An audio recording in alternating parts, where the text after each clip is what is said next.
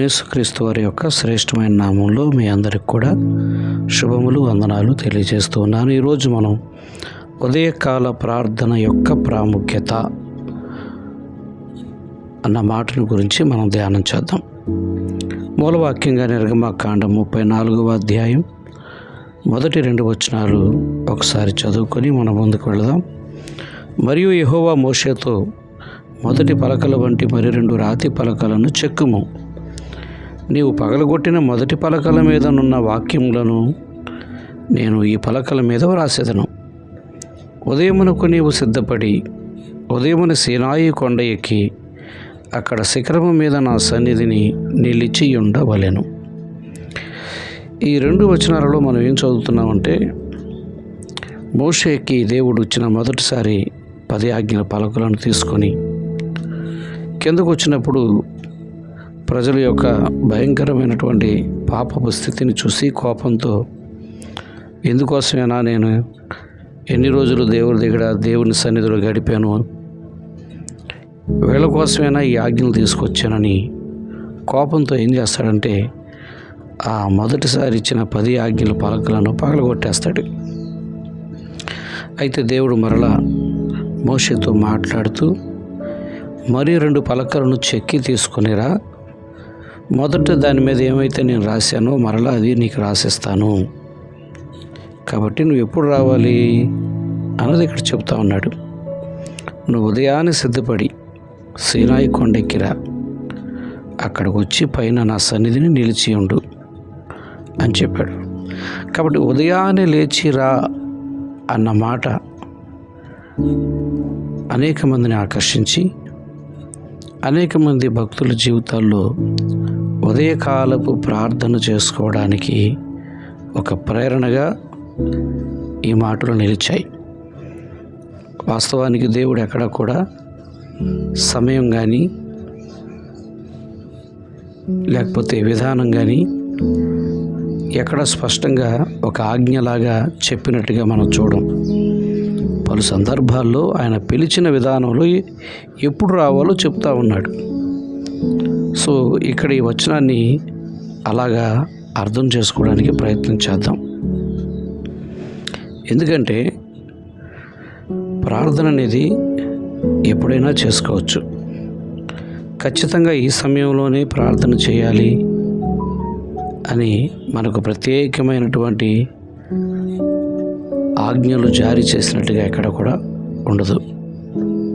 అలాగే ఏ పొజిషన్లో చేయాలి, లేకపోతే ఏ ఆకారంలో ఉండి చేయాలి, లేకపోతే ఏ పద్ధతిలో ఉండి చేయాలి అంటే దాని అర్థం మోకాళ్ళ, కూర్చోనా, నుంచోనా, పడుకోనా, లేకపోతే ఎలాగా అన్నది కూడా స్పష్టంగా ఎక్కడ కూడా తెలియచేయలేదు. కానీ భక్తులు పాత నిబంధనలో, ఉదాహరణకి యూదులు కొన్ని పద్ధతులు, విధానాలు ప్రార్థన విషయంలో వాళ్ళు నియమించుకున్నారు.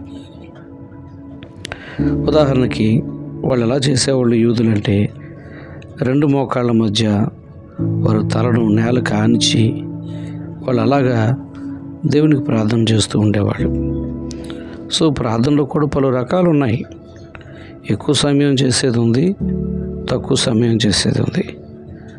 సో అలాగే గంటల తరబడి మోకాళ్ళ మధ్య తల పెట్టుకుని ప్రార్థన చేసే విధానమే అని అనుకోవడానికి కూడా లేదు. జస్ట్ అది ఏదో నోట్లో చెప్పే కొన్ని మాటలు, కొన్ని వచనాలు, కొన్ని వాక్య భాగాలు చెప్పేంతవరకే అలా ఉండొచ్చు కూడా. కొన్నిసార్లు అది 5 నిమిషాలే ఉండొచ్చు, ఆ తర్వాత నుంచొని ఉండొచ్చు, కూర్చొని ఉండొచ్చు. సో ఆరాధనలో కూడా పలు భాగాలు ఉంటాయి. మనం నుంచునేది ఉంటుంది, కూర్చునేది ఉంటుంది, లేదా మోకరించేది ఉంటుంది, పలు రకాలుగా. సో వాళ్ళు ప్రార్థన విషయంలో పాత నిబంధనలు ఎలాంటి పద్ధతులు పాటించారు, యూదులు వారు కల్పించుకున్న కొన్ని పద్ధతులు ఎలాగ పాటించారు, ఎలాగ చేశారన్నది మీకు నేను కొన్ని విషయాలు ఉదాహరణగా తెలియచేస్తా. రాజుల మొదటి గ్రంథంలో 18వ అధ్యాయం 42వ వచనంలో చూస్తే ఏలియా ఎలా ప్రార్థన చేస్తూ ఉన్నాడు. కర్మేలు పర్వతం ఎక్కి నేల మీద పడి ముఖము మోకాళ్ళ మధ్య ఉంచుకొని ప్రార్థన చేస్తూ ఉన్నాడు అని అక్కడ మనం చూస్తాం.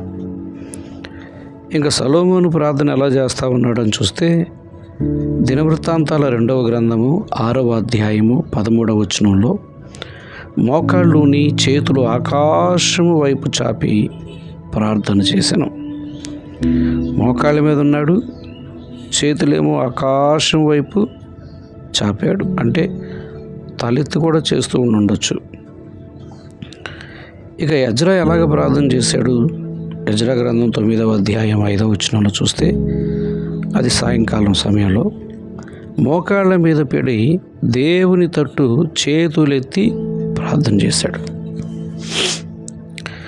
ఇక యేసు ప్రభువారు ఎలాగ ప్రార్థన చేశారు అని మనం చూస్తే లూకా సువార్త 22వ అధ్యాయం 41వ వచనంలో మోకాళ్ళుని ప్రార్థన చేసినట్లుగా మనం అక్కడ చూస్తూ ఉన్నాం.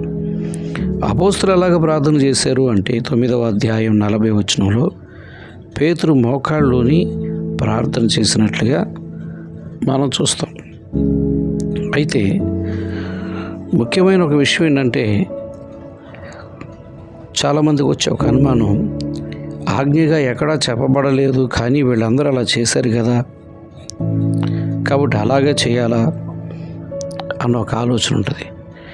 ఒకవేళ అలాగే చేయాలంటే ఇప్పుడు ఎంతమంది చేయగలుగుతారు చెప్పండి? 2 మోకాళ్ళ మధ్య తల ఉంచి ప్రార్థన చేయగలిగిన వాళ్ళు ఎంతసేపు చేయిస్తారు? నాకు తెలిసి 3 నిమిషాలు కానీ ఎక్కువసేపు ఆ పొజిషన్లో ఉండలేరు. కాబట్టి వాళ్ళు ఎంతసేపు చేశారన్నది కూడా మనం పరిగణలో తీసుకోవాలి. ఇప్పుడు అలానే మనం 2-3 నిమిషాలు ప్రార్థన ముగించేద్దామా? ఆ రోజుల్లో వాళ్ళకి మాత్రమే ఉంది ప్రార్థన అవసరత. కానీ ఈరోజు క్రొత్త నిబంధనలు ఉన్న మనకి చాలా భారం ఉంది. ప్రార్థన విషయంలో చాలా అనుబంధం పెంచుకోవడానికి ఉంది. సో ఈ కోణంలో కూడా మీరు ఆలోచించాలి.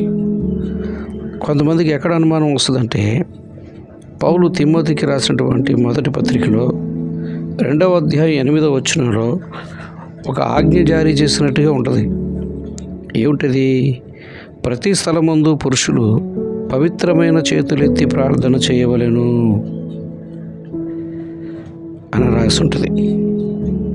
ప్రతి స్థలమందు పురుషులు పవిత్రమైన చేతులెత్తి ప్రార్థన చేయాలి. అంటే ఒక మందిరంలోనే కాదు, ప్రతి స్థలంలో ఎక్కడున్నా సరే, నువ్వు ఎక్కడ చేసుకుంటున్నా ప్రార్థన అనగానే పురుషులు చేతులెత్తి ప్రార్థన చేయాలి. సో ఇది ఇప్పుడు అలా చేయగలుగుతామా చెప్పండి? ఇప్పుడున్న రోజుల్లో పురుషులు ఒకవేళ బయటికే వెళ్ళారు, అక్కడ ప్రార్థన చేసుకోవాల్సి వస్తుంది, చేతులెత్తి అక్కడ ప్రార్థన చేస్తారా? మీరు ఇక్కడ ఈ వచనాన్ని స్పష్టంగా మీరు ఆలోచన చేస్తే కింద ఇంకో మాట కూడా అంటాడు,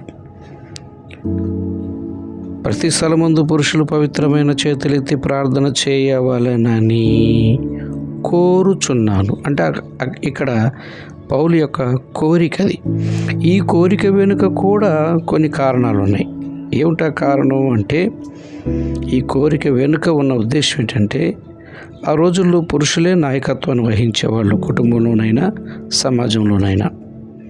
పౌలు ఉన్నటువంటి ఆ పరిస్థితుల్లో కూడా కాబట్టి నాయకత్వం వహించేవాళ్ళు. కాబట్టి వాళ్ళు నాయకులుగా ఉన్నవాళ్ళు దేవుని అధికారానికి వాళ్ళు ఒప్పుకోవాలి, లేకపోతే లోబడాలి, విధేయులుగా ఉండాలి ఖచ్చితంగా. దాని కొరకు చేతులు ఎత్తడం దేన్ని ఉద్దేశించింది అంటే, మా చేతులు ఏమి లేదంతా మేము మీకు సరెండర్ అయిపోయాము, మీకు లోబడుతున్నాము, మాదేమి లేదు, మొత్తం నీదే అన్న భావనకు సూచనగా ఈ చేతులెత్తి ప్రార్థించారు. ఒరే బాబు, నువ్వు నాయకుడు అయిన నీదేం కాదు, నువ్వు నాయకుడిగా కొనసాగవచ్చు, కుటుంబంలో నాయకుడిగా ఉండొచ్చేమో, సంఘంలో నాయకుడిగా ఉండొచ్చేమో, సమాజంలో నాయకుడిగా ఉండొచ్చేమో, లేదా నేను మగవాడిని పురుషుణ్ణి అన్న ఒక ఇదిలో నువ్వు ఉండొచ్చేమో, కానీ నువ్వు దేవుని ఎదుట చేతులెత్తేవలసిందే. నువ్వు నీదేమీ లేదు అన్న సంగతి నువ్వు చేతులెత్తేవలసిందే అన్న ఒక భావం. ఇంకా చెప్పాలంటే ఒకలాంటి పురుష అహంకారం అనేది లేదు, ఉండకూడదు. దేవుని ఎదుట అది చచ్చిపోవాలి, లేకపోతే అది పడిపోవాలి అన్న ఉద్దేశంతో కూడా చేతులెత్తి ప్రార్థన చేయాలని కోరుకుంటున్నానని పౌలు చెప్పుండొచ్చు. కాబట్టి ప్రార్థన చేయనప్పుడు నీ శరీరం సహకరించే కొలది నీ అనుకూలతను బట్టి ప్రార్థన చేయొచ్చు. ఆ స్వాతంత్ర్యం క్రొత్త నిబంధనలో దేవుడు మనకిచ్చాడు. మన ప్రార్థనలో కేవలం అభ్యర్థన మాత్రమే కాక త్యాగం కూడా ఉండడానికి మనం ప్రయత్నం చేయాలి. ఎందుకనంటే ఈ స్వాతంత్రం ఇచ్చాడు కదా అని బద్ధకంగా ప్రార్థన చేయడం కాదు, ఆసక్తిగా ప్రార్థన చేయాలి, త్యాగపూరితంగా ప్రార్థన చేయాలి. ఒక మాటలో చెప్పాలంటే మన శరీరాన్ని మనం నలగొట్టుకుంటూ కూడా ప్రార్థన చేయాలి. అలా చేయడం వల్ల ఏమైనా ఎక్కువ మార్కులు వస్తాయని కాదు, అలా చేయడం వెనుక నీ ప్రార్థన శక్తి పెరుగుద్ది, నీ ప్రార్థన ఆసక్తిగా ఉంటుంది. నువ్వు ప్రార్థనలో ఒక పొల్లైన తప్పిపోవు, ప్రార్థనలో ఒక్క నిమిషం కూడా నిద్రపోవు, ప్రార్థనలో నీ మనసు పక్కకి వెళ్ళదు, ప్రార్థనలో నువ్వు పూర్తిగా ఆయనతో ఆ సమయాన్ని పూర్తిగా అర్పణగా ఇవ్వగలుగుతావు. అదే మామూలుగా ప్రార్థనలో కూర్చొని ఒక గంట సేపు చేసినా అందులో ఎంత సమయం పక్కకి వెళ్ళిపోద్దో చూడండి. ఆ సమయం పక్కకి వెళ్ళిపోయే సమయం కూడా సద్వినియోగం చేసుకోవడానికే పలు విధాలుగా చేయడం అన్నమాట. ప్రార్థన మోకరించి నిలబడి లేకపోతే ఇంకొక పొజిషన్లో అలాగ చేసే విషయాలు. స్వేచ్ఛ ఇచ్చాడు కదా అని పడుకుంటే ఎంతసేపు చేయగలుగుతాం? నడుచుద్దా ప్రార్థన? సో దీన్ని మనసులో పెట్టుకోవాలి. మీకు కొన్ని ఉదాహరణలు చెప్తాను. కొందరిని ప్రార్థనకు కాసేపు రమ్మని మీరు పిలిచారనుకోండి, కాసేపు ప్రార్థన చేసుకుందాం రండి అని పిలిచారనుకోండి, ఏం చెప్తారు తెలుసా? నేను కింద కూర్చోలేను, మీరు వెళ్ళి ప్రార్థన చేసుకోండి అంటారు. నేను రాలేను, మీరు ప్రార్థన చేసుకోండి అంటే నువ్వు ఎందుకు ప్రార్థనకు రాలేనంటున్నావు? కింద కూర్చోలేనని. అంటే నీ అభిప్రాయం ఏంటి? కింద కూర్చొని ప్రార్థన చేయకూడదనా? అంతే కొంతమంది అభిప్రాయం. కూర్చోలేక చేయనంటున్నారు. కూర్చోలేరు కాబట్టి ఏం మానేశారు? ప్రార్థన చేయడమే మానేశారు. ఇంకొక ఉదాహరణ అంటే, ఒక 10 మందిగా ఉన్నప్పుడు ప్రార్థన చేసుకుంటూ ఉన్నప్పుడు ఎవరన్నా ఒకరిని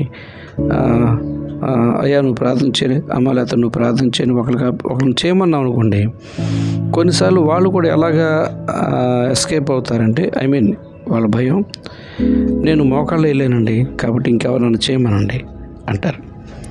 మోకాళ్ళు అయిపోతే ఏమైంది, చేయొచ్చుగా కూర్చొని అంటే వాళ్ళ అభిప్రాయం అంటే ప్రార్థన చేసేటప్పుడు అటు కూర్చొని చేయకూడదు, మోకాళ్ళ మీదే చేయాలి. కాబట్టి ఇప్పుడు నేను మోకాళ్ళు వేయలేను కాబట్టి ఇంకొకరిని చేయమనండి, నేను ఇక ప్రార్థన చేయను అంటే వాళ్ళ అభిప్రాయం అది. దాని మూలంగా ఏం పోగొట్టుకుంటున్నారు?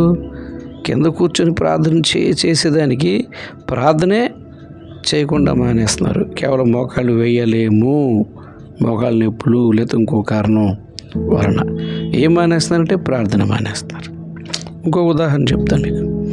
కొన్నిసార్లు మన అనారోగ్యంతో ఉన్న వారిని పలకరించడానికి వెళ్ళినప్పుడు వాళ్ళు మంచం మీద ఉన్నారనుకోండి, సహజంగా మనం ఏం చెబుతాం? సరే రెస్ట్లో ఉన్నారు కాబట్టి సరే ధైర్యంగా ఉండండి, ఎక్కువగా ప్రార్థన చేసుకోండి అంటాం. కానీ వాళ్ళు ఏమంటారు తెలుసా? నేను చేయలేను కానీ మీరే నా కోసం గట్టిగా ప్రార్థన చేయండి, సంఘంలో గట్టిగా ప్రార్థన చేయండి, ఇంటికాడ గట్టిగా ప్రార్థన చేయండి అంటారు. నువ్వు కూడా చేసుకోవచ్చు కదా అంటే, బాగోదులే మంచం మీద ఉండి ప్రార్థన చేయకూడదు, అది వాళ్ళ ఉద్దేశం. మంచం మీద ఉన్నప్పుడు ప్రార్థన చేయకూడదు, కింద కూర్చొని చేయొచ్చు, లేదా మోకాళ్ళ మీద చేయొచ్చు, నుంచొని చేయొచ్చు, కానీ మంచం మీద కూర్చొని మంచం మీద పడుకొని చేయకూడదని ఒక అభిప్రాయం. ఈ అభిప్రాయం వారు సొంతదవ్వటం వల్ల వాళ్ళు దేన్ని మానేస్తున్నారంటే ప్రార్థన చేయడమే మానేస్తున్నారు. మీరు ఇవన్నీ గమనిస్తున్నప్పుడు మీకు ఏమనిపిస్తుందంటే అసలు అది మిస్ అవుతుంది. దానికి ఎన్ని కారణాలన్నా ఉండండి. ఇలా అనేక కారణాల చేత ప్రార్థనకు దూరం అయిపోతున్న వాళ్ళు చాలామంది ఉన్నారు. మనం దేవునికి దగ్గరగా ఉండాలంటే ప్రార్థనే ముఖ్యం. మిగిలిన వాటన్నిటికంటే ప్రార్థనే ముఖ్యం అన్న సంగతిని మనం మొదటగా గుర్తించాలి. ఎంతోమంది పరిశుద్ధులు ఎలా ప్రార్థన చేసి గొప్ప పేరు తెచ్చుకున్నారో తెలుసా? గొప్ప కార్యాలు చూశారంటే వాళ్ళు వంట చేస్తూ చాలామంది స్త్రీలు ప్రార్థన చేసేవారు, నడుస్తూ ప్రార్థన చేసేవాళ్ళు ఉన్నారు, ప్రయాణాల్లో పనికి వెళ్తూ దూరంగా. కొంతమంది ప్రయాణాల్లో ప్రార్థన చేస్తూ కూర్చొని ప్రార్థన చేస్తూ ప్రయాణాల్లో ఉండేవాళ్ళు ఉన్నారు. ప్రయాణాల్లో పాటలు పాడుకుంటూ స్తుతిస్తూ వెళ్ళేవాళ్ళు ఉన్నారు. ఏ రకంగా వాళ్ళు చూస్తే ప్రార్థనలో గడపడం, ఆ సమయాన్ని సద్వినియోగం చేసుకోవాలన్న ఒక తపనతో వాళ్ళు ప్రార్థన జీవితం గడిపిన వాళ్ళు చాలామంది ఉన్నారు. ఇలాంటి వాళ్ళు పరిశుద్ధులుగా పిలువబడ్డారు. అనేక అద్భుత కార్యాలు కూడా వారి జీవితాల్లో వాళ్ళు చూడగలిగారు. కాబట్టి ఏది ముఖ్యం అంటే ప్రార్థన ముఖ్యం. ఏ పొజిషను, ఏ సమయం అన్న దానికంటే ప్రార్థన ముఖ్యం. ఇక విషయానికి వస్తే ఉదయకాల ప్రార్థన ప్రాముఖ్యత ఏమిటి? అదే కదా మనం మొదట ప్రారంభించింది. సమయం విషయంలో ఉదయకాల ప్రార్థనలో యొక్క ప్రాముఖ్యత ఏమిటంటే అది మనకి మన కష్టానికి 100% ఫలితం వచ్చే సమయం అన్నమాట. అది మిగిలిన అన్ని సమయాల్లో చేయొచ్చు, కానీ ఫలితం ఎంత వస్తుంది అది నేను చెప్పేది. ఉదాహరణకి ఉదయకాలంలో ఉన్న గొప్పతనం ఏంటంటే అది ప్రశాంతమైనటువంటి వాతావరణం, ప్రశాంతమైన సమయంలో ఉంటుంది. రెండవది, ఎలాంటి అభ్యంతరాలు, ఆటంకాలు, శబ్దాలు కూడా వినపడవు. మూడవది, మన రోజువారీ జీవిత దిన ప్రారంభం సమయమే దేవుడితో మనం ప్రారంభించిన ఒక అనుభూతి ఈ ఉదయకాల ప్రార్థనలో దొరుకుతుంది. నాలుగవది, దేవునికి మనం మొదటి స్థానం ఇయ్యగలిగే మొదటి గడియలలో మన జీవితం ప్రారంభమవుతుందన్న ఓ మానసికమైన తృప్తి కూడా మనకు అక్కడ కలుగుతుంది. ఐదవది, మనసు ప్రశాంతంగా ఉండే సమయం, ప్రకృతి సహకరించే సమయం, నిశ్శబ్దంగా ఉండే సమయం కూడా ఆ ఉదయకాల సమయమే. చివరిగా ఆ రోజు చూస్తే మన మీద లేకపోతే మనసు మీద ధ్యాస, ఏకాగ్రత కలిగే సమయం కూడా ఈ ఉదయకాల సమయమే. సో చూడండి, మీరు కొన్ని ప్రాక్టికల్గా ఆలోచిస్తే చాలామంది ఆధ్యాత్మికమైన భక్తి జీవితాన్ని కొనసాగించడానికి ఎంచుకునే ప్రాముఖ్య సమయం ఏది అని మీరు గమనిస్తే అది వేకువ సమయమే. ఓ ధ్యానం చేసే సమయం వేకువ సమయమే. ఓ యోగా చేసే సమయం వేకువ సమయమే. ఏదైనా సరే చూడండి, ఆఖరికి రోజువారీ జీవనం కొరకు బ్రతికే పని చేసే వాళ్ళ దగ్గరికి వెళ్ళినా పగలపూట ఎక్కువ పని సాగుద్దా, రెండో పూట ఎక్కువ పని సాగుద్దా అని మీరు అడిగితే ఎవరినైనా పొద్దునే పని బాగా సాగుద్దండి, రెండో పూట పెద్ద పని సాగదంటారు. సో ఇక ఇలా చెప్పుకుంటే వెళ్తే చాలా కారణాలు ఉంటాయి. ఏదేమైనా సో ఇన్ని లోకంలో మనం పోల్చుకుంటే ఇన్ని రకాలుగా మార్నింగ్ బెస్ట్ అనిపిస్తే మరి అది ప్రార్థనకి ఎందుకు బెస్ట్ కాకుండా ఎందుకు ఉంటుంది? సో అది ఫ్రెష్ మైండ్, ఫ్రెష్ థాట్, ఫ్రెషెస్, అది చాలా స్వచ్ఛంగా, ప్రశాంతంగా, శుద్ధంగా. కనుక ఉదయకాల ప్రార్థన అనేది మరింత బలంగా, సహకారంగా, సపోర్టుగా, ప్రశాంతంగా ఉంటుంది అని మాత్రమే చెప్పగలుగుతాం. కానీ ప్రార్థన అనేది ఎప్పుడైనా చేసుకోవచ్చు, ఏ సమయంలోనైనా చేసుకోవచ్చు, ఏ పొజిషన్లోనైనా, ఏ ఆకారంలో ఉండైనా చేసుకోవచ్చు. మన మనస్సు దేవుని వైపు లగ్నం ఉంచగలిగి చేయగలిగినంతసేపు ప్రార్థన చేయడం అనేదే ముఖ్యము. ఇదే ముఖ్యము. ఇది కాకుండా మిగిలినవి ఏవైనా సరే ప్రాముఖ్యము కాదు.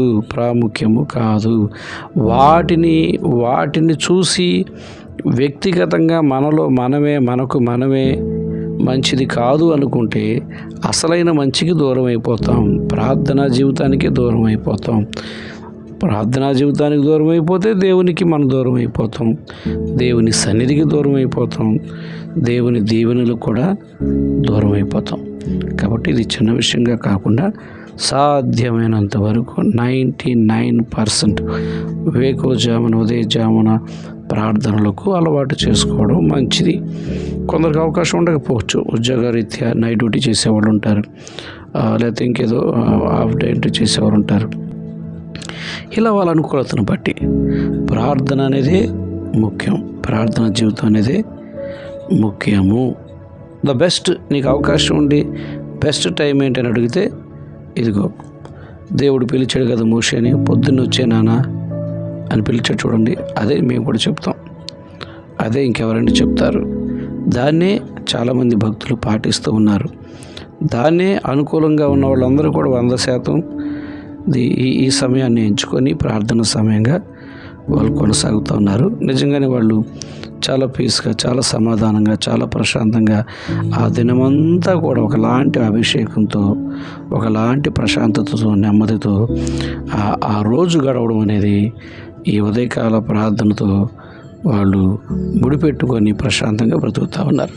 సో దేవుడు ఈ మాటలు మీ అందరి వినికిడిలో దీవించునుగాక. ఇలా కాకుండా ఇంకేదైనా ఆజ్ఞగా, సూచనగా, కంపల్సరీ, ఖచ్చితంగా అని అలాంటివి ఏమైనా ఉంటే దయచేసి నాకు కూడా తెలియచేయండి. నేను తెలుసుకుంటాను. నాకు తెలిసిందేదో మీతో పంచుకున్నాను. మీకు వందనాలు.